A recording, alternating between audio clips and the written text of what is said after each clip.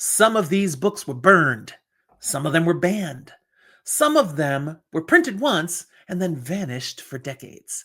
But every one of them rose from the ashes. Today, we finish our countdown of 50 fantasy, sci fi, and horror novels that started as failures but went on to immortality.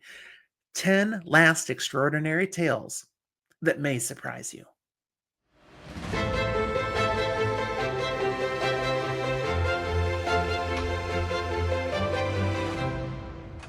I'm Jim, and this is Fantasy for the Ages. I love exploring how fantasy, science fiction, and horror evolve over time, and this series has been one of my recent favorites. Thanks for following along for these last few episodes. If you're new to the channel, welcome. Hit that like button, subscribe, and ring the notification bell so you keep seeing the deep dives and nerdy fun that my son Zach and I like to bring to you. Today, just me, solo, finishing up this series, which has been, covering so many good books.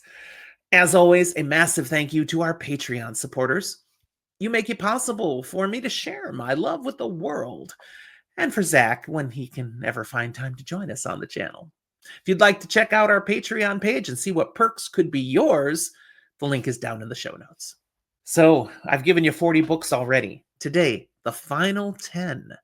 How many of these will you have also read and perhaps share the shock that they were failures at first? Let's find out. Number 1 today is Fahrenheit 451 by Ray Bradbury, the 1953 dystopian sci-fi novel, a standalone story. In a future where books are burned and ideas outlawed, fireman may not mean what you think, Guy Montag begins to question everything he's been taught to destroy.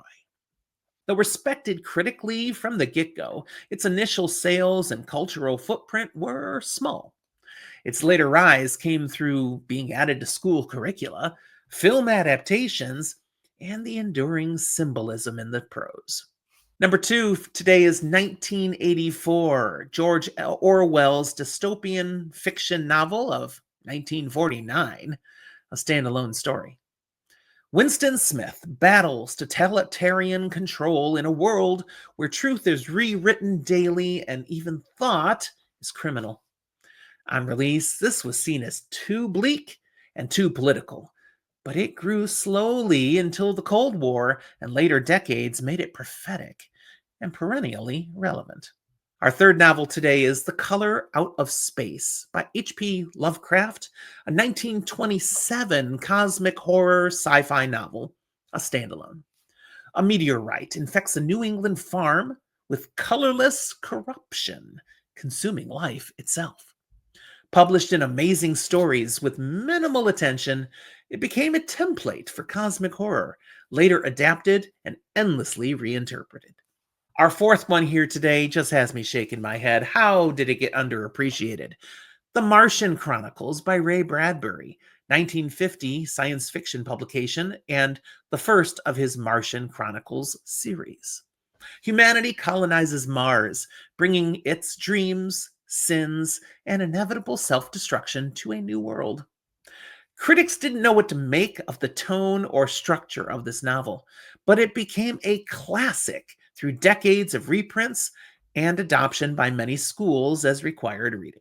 Number 5, The Silence of the Lambs by Thomas Harris, 1988 novel, a thriller horror mashup, and the second book in the Hannibal Lecter series. Shocking, I know. FBI trainee Clarice Starling seeks the help of an imprisoned genius, Hannibal Lecter, to catch another serial killer. Though eventually a bestseller, early reactions were muted. It only achieved legendary status after the Oscar-winning film adaptation made it a cultural phenomenon. Number 6 here is The Iron Giant, originally known as The Iron Man, by Ted Hughes, a 1968 novel, children's fantasy sci-fi. It's a standalone. A mysterious metal giant befriends a boy and defends Earth against destruction from beyond the stars. Barely noticed upon release, it was later beloved thanks to reprints, use in classrooms, and the 1999 animated film adaptation that turned it into a cult classic. Number 7 here is The Never-Ending Story by Michael Ende, 1979 original, translated into English in 1983. This is a fantasy novel and a standalone story. A lonely boy discovers a magical book that draws him in the world of Fantastica, where imagination itself is dying. Initially a slow seller outside its native Germany, but then the 1984 film adaptation came along and international translations of the novel, and it's become one of the most beloved children's fantasies ever. Number 8, The Call of Cthulhu by H.P. Lovecraft, 1928 novel, a horror weird fiction mashup. Again, part of the Cthulhu mythos, but this is a standalone story. A man uncovers a global cult worshipping an ancient, sleeping god beneath the sea. Completely ignored in Lovecraft's lifetime, it later became the cornerstone of his mythos and a pillar of 20th century horror culture. Number 9 on this list is The Hitchhiker's Guide to the Galaxy by Douglas Adams, the 1979 comic science fiction novel, and what's actually the first of the Hitchhiker's Guide series. Arthur Dent hitchhikes across the cosmos after Earth's demolition, armed with only a towel and a very confused sense of humor. I know, shocking, right? That it was not a success from get-go, but originally it was a radio oddity that baffled publishers. But its cult audience exploded over time, spawning novels, TV, film, and eternal quotability. Don't panic! Our final book of the entire 50 is A Game of Thrones. Book 1 of A Song of Ice and Fire by George R. R. Martin, 1996 publication. This is epic fantasy, and there was nothing quite like it before it came out, and no one knew what to do with it. Nobles vie for power in a brutal world where honor dies quickly and winter always returns.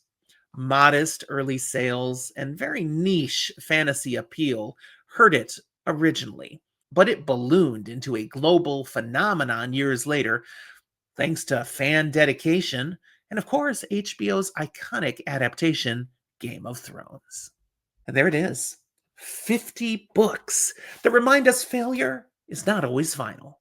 Some of these books were ignored for decades, others rediscovered by new generations, but all of them prove that time is the best critic of all. Which story here surprised you the most? And which one do you think still hasn't gotten the love it deserves? Drop your thoughts in the comments, and if you enjoyed this series, again, hit the like button and share it with your fellow readers. Thank you for watching. Hopefully, this entire 5-part journey through the greatest comeback stories in speculative fiction. Missed some of the other ones? They're all there now on our channel. Check them out. Until next time, read boldly, dream dangerously, and remember, every legend begins with a risk that almost didn't work. We'll talk to you next time.